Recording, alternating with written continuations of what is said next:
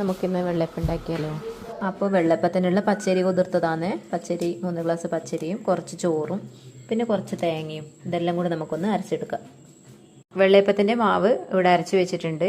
അപ്പോൾ ഇതിലോട്ട് നമുക്കിനി ഈസ്റ്റ് ചേർക്കാം. ഇത്ര പോലെ ഒരു 1/4 ടീസ്പൂൺ ഷുഗർ ഇതിലോട്ട് ചേർക്കാം. എന്നിട്ട് നമ്മൾ കുറച്ച് ചൂടുവെള്ളം അതിലോട്ട് ഒഴിച്ചിട്ട് ഒന്ന് മിക്സ് ചെയ്യുക. മിക്സ് ചെയ്ത് കുറച്ച് ഇതിൻ്റെ ചൂട് കുറഞ്ഞതിന് ശേഷം നമുക്ക് ഇതിലോട്ട് ഈസ്റ്റ് ചേർക്കാം. ഈസ്റ്റ് നമുക്ക് ഇത്ര മതി ഇത് ചേർക്കാം. എന്നിട്ട് നമുക്ക് കുറച്ച് സമയം ഇതൊന്ന് അടച്ച് വെക്കാം, അത് ഒന്ന് പൊങ്ങി വരാൻ.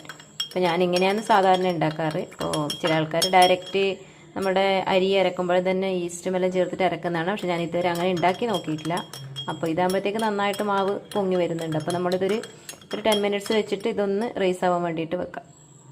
അപ്പോൾ നമ്മുടെ ഈസ്റ്റ് ഇതിൽ പൊങ്ങി വന്നിട്ടുണ്ട്. നമുക്കിത് ആ മാവിലോട്ടൊന്ന് മിക്സ് ചെയ്യാം.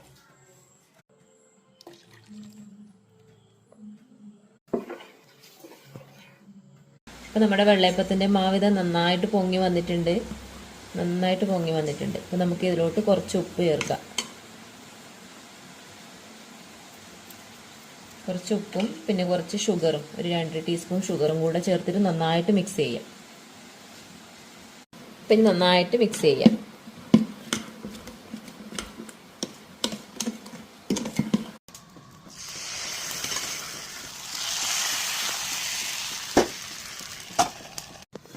അപ്പോൾ നമ്മുടെ അപ്പം ഇവിടെ റെഡി ആയിട്ടുണ്ട്.